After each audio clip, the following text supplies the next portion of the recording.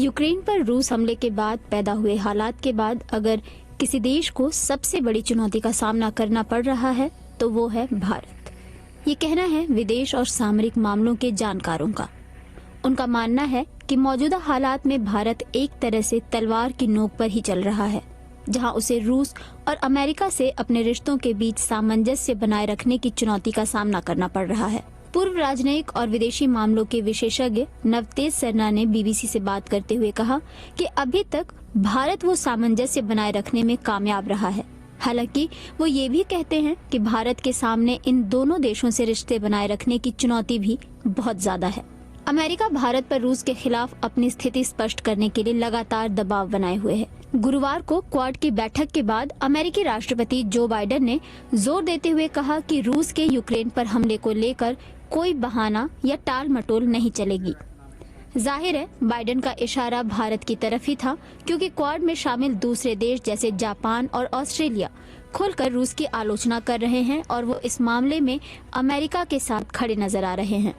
बुधवार को ही अमेरिकी सीनेट की बैठक भी हुई, जिसमें भारत के रुख को लेकर चर्चा हुई। चर्चा के दौरान अमेरिका के दक्षिण एशियाई मामलों के मंत्री डोनाल्ड लू ने कहा कि अमेरिकी अधिकारियों ने इस मुद्दे पर भारत से बात की है और बताने की कोशिश की है कि यूक्रेन पर हमले को लेकर भारत की आलोचना वाला बयान बेहद महत्वपूर्ण होगा। नवतेज सरना कहते हैं कि ये बात और है कि भारत ने संयुक्त राष्ट्र सुरक्षा परिषद में हुई वोटिंग में हिस्सा नहीं लिया, लेकिन इसके बावजूद भारत युद्ध के पक्ष में कभी नहीं रहा। वो कहते हैं वोटिंग से खुद को दूर रखने के बावजूद भारत ने यूक्रेन में मानवीय सहायता पहुंचाने की पहल भी की है और खुद को संयुक्त राष्ट्र के उस चार्टर से भी दूर नहीं रखा है जिसमें रूस से संयम और युद्ध खत्म करने की अपील की गई है। भारत भी चाहता है कि समस्या का हल बातचीत के जरिए ही हो, न कि युद्ध के माध्यम से। जानकार ये भी मानते हैं कि भारत के लिए ये परीक्षा की स्थिति इसलिए भी है क्योंकि अमेरिका के साथ जहां पिछले कुछ सालों से भारत का आर्थिक और सामरिक सहयोग बढ़ा है, वहीं भारत रूस पर रक्षा से जुड़े उत्पादों की सप्लाई को लेकर निर्भर रहा है। वर्ष 2018 में ही भारत ने रूस के साथ दूर तक मार करने वाली क्षमता वाले सरफेस टू एयर मिसाइल की आपूर्ति के लिए 500 करोड़ अमेरिकी डॉलर के समझौते पर हस्ताक्षर किया था। भारत ने इसके लिए पैसे की पहली खेप की अदायगी भी कर दी है। रूस ने भी ये स्पष्ट किया है कि यूक्रेन में चल रहे उसके सैन्य अभियान का कोई असर भारत को दी जाने वाली मिसाइल आपूर्ति पर नहीं पड़ेगा और वो तय सीमा में ही भारत को दी जाएगी। नवतेज सरना का कहना है कि 70 के दशक से ही भारत और रूस के सामरिक संबंध रहे हैं और हथियारों की आपूर्ति के लिए भारत रूस पर निर्भर रहा है। इसके अलावा अंतरिक्ष अभियान और ऊर्जा के क्षेत्र में भी भारत और रूस का सहयोग रहा है। हालांकि अमेरिकी कांग्रेस की बैठक के दौरान भारत के रवैये को लेकर आलोचना भी की गई, लेकिन ये भी कहा गया कि रक्षा उपक्रमों और हथियारों को लेकर भारत की रूस पर निर्भरता में 53% की कमी भी आई है। लंदन स्थित किंग्स कॉलेज में इंटरनेशनल स्टडीज के विभागाध्यक्ष हर्ष वी पंत ने बीबीसी से बात करते हुए कहा कि अमेरिका भी जानता है कि क्वाड सिर्फ एक सहयोग का मंच है, न कि कोई गठबंधन। इसलिए भारत का जो स्टैंड है उस पर क्वाड का कोई दबाव नहीं है। वो कहते हैं कि जिस तरह के रिश्ते भारत और अमेरिका के रहे हैं, वैसे रिश्ते भारत के रूस के साथ भी हैं। पंत कहते हैं कि अमेरिका ने कभी भारत पर कोई प्रतिबंध नहीं लगाए हैं।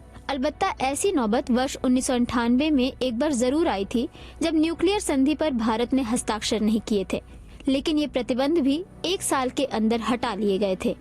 पंत का कहना है भारत को पता है कि उसके लिए अमेरिका भी महत्वपूर्ण है और रूस भी।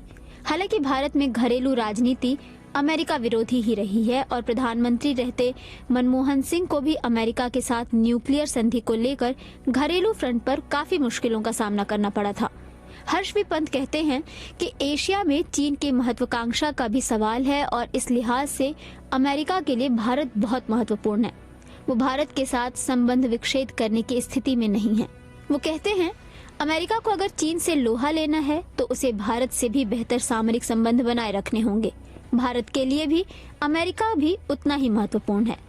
उनका कहना है ईरान के साथ जब अमेरिका के संबंध बिगड़ने लगे थे, तब भी वो कह रहा था कि भारत भी ईरान से अपने संबंध खत्म कर दे, लेकिन भारत ने ऐसा नहीं किया था क्योंकि देशों की अपनी अपनी कूटनीति और आवश्यकताएं होती हैं। इसलिए अमेरिका ने भी भारत पर उतना दबाव नहीं बनाया था। वहीं वरिष्ठ पत्रकार अभिजीत अय्यर मित्रा कहते हैं कि भारत सार्वजनिक रूप से रूस की निंदा नहीं कर सकता है, मगर उसने युद्ध खत्म करने और शांति बहाल करने की लगातार अपील की है।